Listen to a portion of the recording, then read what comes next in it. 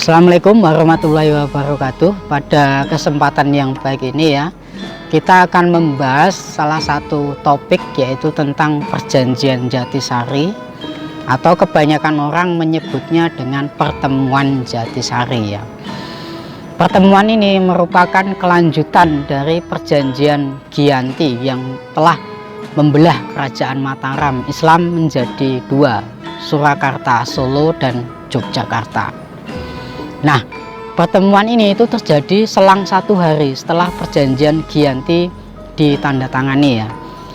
Dan menurut beberapa sumber sejarah yang ada, itu lokasi tempat pertemuan ini berada di desa Lebak, tapi tidak disebutkan secara pasti di mana lokasi desa ini berada.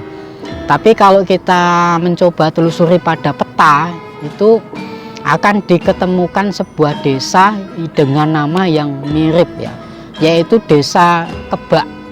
Lokasinya ini di Kecamatan Jumantono, Karanganyar, tidak jauh dari situs perjanjian Giyanti yang sekarang. Itu tepatnya ke arah selatan ya, kurang lebih ya 18 kilometeran ya. Nah, dalam pertemuan itu ada beberapa tokoh ya yang hadir dan turut serta menandatangani perjanjian tersebut ya. Antara lain itu ada Sunan Pakubono III, kemudian Nicolas Harting selaku wakil dari VOC Belanda, dan juga Gubernur Jawa Utara kala itu. Dan dari pihak Pangeran Mangkubumi sendiri ada 6 orang ya yang turut serta mendampingi beliau, yaitu 1 Pangeran Haryo Hamangkunegoro Mataram, kemudian Pangeran Ngabei Lering Pasar, Pangeran Notokusumo, Pangeran Haryo Pakuningrat, Adipati Danurjo, dan Raden Tumenggung Ronggo Prawiro Dirjo. Nah, dalam pertemuan tersebut itu ada beberapa hal ya yang dibicarakan. Ada 3 poinnya. Itu yang pertama, pembagian pusaka kerajaan beserta atribut-atributnya. Itu yang kedua, pembagian wilayah kekuasaan ya, meskipun pembahasan untuk pembagian wilayah ini baru selesai 15-20 tahun berjalan. Nah, yang ketiga itu adalah pembagian tradisi atau kebudayaan yang nantinya ini sebagai identitas guna meletakkan dasar bagi kedua dasar-dasar budaya bagi kedua wilayah ini ya. Tapi baiklah, kita akan bahas yang 2 dulu. Yang tadi itu, yang pertama adalah pembagian pusaka kerajaan ya. Ada beberapa pusaka yang diboyong ke Jogja, tapi tidak semua saya sebutkan, hanya inti-intinya saja, yaitu sebuah keris kebesaran raja itu bernama Kanjeng Kiai Ageng Kopek, itu diberikan kepada Pangeran Mangkubumi ya. Keris ini adalah peninggalan dari Sunan Kalijaga yang didapatkan beliau dari Syekh Jumadil Kubro ya. Ada juga sebuah keris dengan nama Kanjeng Kiai Joko Piturun. Nah, keris ini itu juga peninggalan dari Sunan Kalijaga yang konon itu dulunya itu dibuat oleh seorang empu senjata yang cukup terkenal di masa kerajaan Demak ya. Kemudian penyerahan keris ini juga itu sebagai legitimasi atau penegasan bahwa Pangeran Mangkubumi ini mendapatkan separuh dari Mataram. Nah, kemudian ada juga tombak Kiai Ageng Pleret ya. Tombak ini itu dulunya dipakai oleh pendiri Mataram, yaitu Danang Sutowijoyo alias Panembahan Senopati, untuk membunuh Aryo Penangsang ya, seorang adipati di Jipang ya. Adipati Jipang ini kalau sekarang itu wilayah Kabupaten Blora, Jawa Tengah ya. Itu dulunya itu dianggap memberontak pada Kesultanan Pajang ya. Kesultanan Pajang ini merupakan pengganti atau penerus dari Kesultanan Demak yang telah runtuh kala itu ya. Tombak ini itu diberikan Sunan Pakubuwono kedua itu sebelum pasca terjadinya perjanjian Giyanti ya. Itu tepatnya ketika Pangeran Mangkubumi hendak berpamitan kepada kakaknya Sunan Pakubuwono kedua di Solo untuk keluar dari keraton melakukan perlawanan kepada VOC Belanda ya. Dan yang ketiga adalah sebuah pusaka, tapi ini berupa bendera petaka ya, dengan nama Kanjeng Kiai Tunggul Wulung ya. Kenapa diberi nama Tunggul Wulung? Tunggul itu artinya luhur, wulung itu artinya hitam ya. Karena ini adalah bendera yang diambil dari bagian kiswah Ka'bah ya, yang bertuliskan kalimat tauhid ya, bergambarkan pedang Zulfikar dan diberi kaligrafi ya Allah ya. Dan di dalamnya juga itu turut serta ya, ada sebuah pusaka dengan nama Kanjeng Kiai Pare Anom.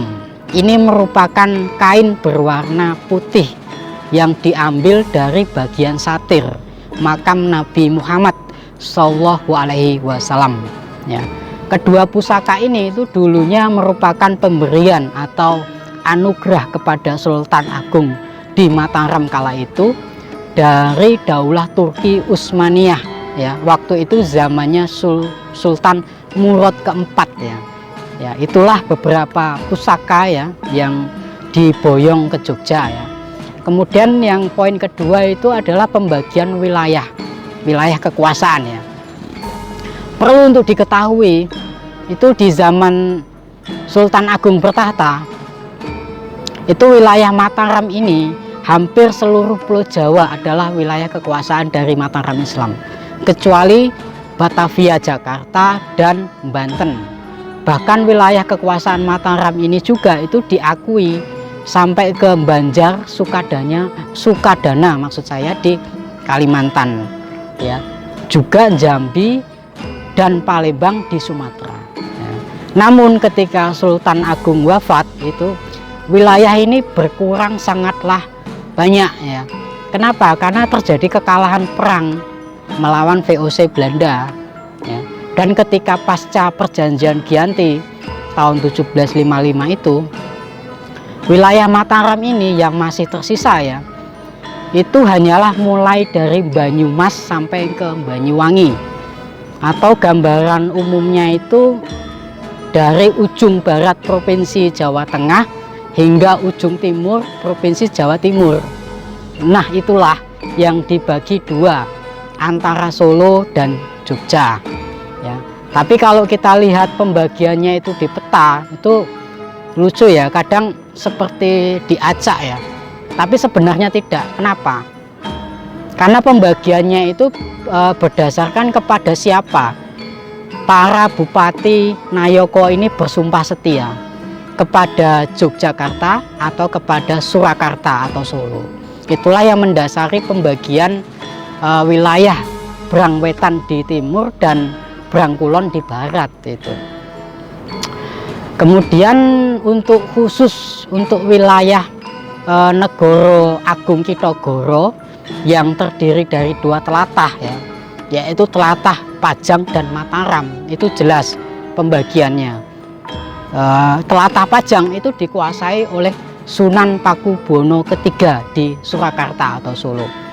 Adapun yang disebut telatah Pajang ini meliputi satu itu kota Solo, kemudian Kabupaten Sukoharjo, Kabupaten Klaten, Kabupaten Karanganyar, Kabupaten Wonogiri, dan Kabupaten Sragen.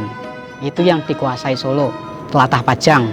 Sementara untuk telatah Mataram yaitu diberikan kepada Pangeran Mangkubumi atau dikuasai Pangeran Mangkubumi. Yang disebut telatah Mataram ini adalah provinsi Daerah Istimewa Yogyakarta sekarang, meliputi satu itu kota Jogja, Yang kedua Kabupaten Sleman, Kabupaten Kulon Progo, Kabupaten Bantul, kemudian Kabupaten Gunung Kidul. Nah, itulah dua telatah yang jelas pembagiannya. Tapi untuk khusus daerah Monconegoro yang terbagi dari dua bagian, yaitu Brang Wetan dan Brang Kulon, itu ada pembagiannya sendiri ya.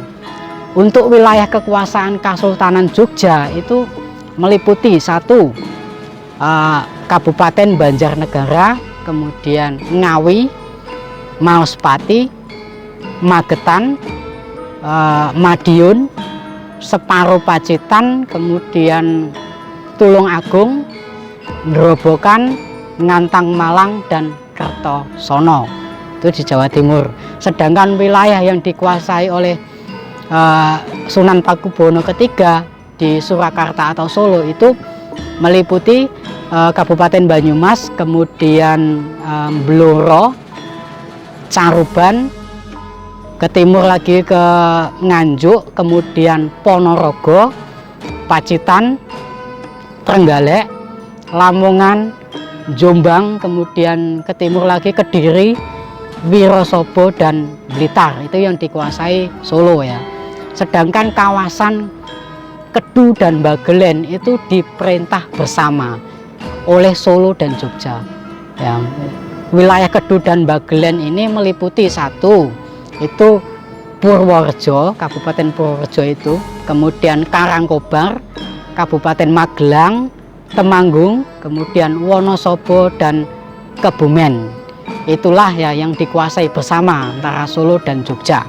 Nah, itulah ya, pembagiannya itu memang agak rumit ya. Tapi pembicaraan ini itu tidak selesai dalam satu hari, tapi melainkan dia selesai dibahas ini kurun waktu sekitar 15-20 tahun berjalan ya. Tapi itulah sebuah konsekuensi dari perjanjian Giyanti ya, yang mau tidak mau juga harus membelah Mataram menjadi dua ya. Kemudian poin yang ketiga adalah pembagian kebudayaan atau tradisi ya. Tapi tidak akan kita bahas sekarang karena waktunya juga tidak memadai. Karena ini adalah apa ya? Sekarang mendekati waktu sholat. Jadi yang poin yang ketiga akan kita bahas pada kesempatan yang akan datang. Tapi secara garis besar bahwa pembagian tradisi dan kebudayaan ini itu ada dua konsep. Yang pertama itu seni budaya di Solo itu menganut konsep dudut ati ya. Sementara konsep seni dan budaya di Jogja itu menganut konsep yaitu ngayang batin. Nah, apa yang dimaksud dengan dudut ati dan ngayang batin kita akan lanjutkan pada pembahasan yang akan datang ya. Tentunya pada kesempatan yang lebih baik lagi ya. Terima kasih, ada salah-salahnya saya pribadi mohon maaf. Semoga pembahasan yang singkat ini bisa menambah wawasan kita semua ya akan sejarah daripada para pendahulu kita ya. Dan juga ini perlu untuk diketahui juga supaya generasi yang akan datang ini tidak kepaten obor dan tahu sejarah bangsanya sendiri gitu ya. Demikian yang dapat saya sampaikan, kurang lebihnya mohon maaf ya. Nun wal kolami wa mayasturun. Wassalamualaikum warahmatullahi wabarakatuh ya. Tidak bosan-bosannya saya mengingatkan karena ini masih dalam suasana pandemi, tetap waspada dan jaga selalu protokol kesehatan dan syukuri apa yang ada walaupun kita lagi hidup pas-pasan atau susah, hadapi aja dengan kesabaran. Insya Allah Allah akan memberikan jalan yang terbaik. Demikian, wassalamualaikum warahmatullahi wabarakatuh. Sampai ketemu di lain waktu lagi dan tetap semangat.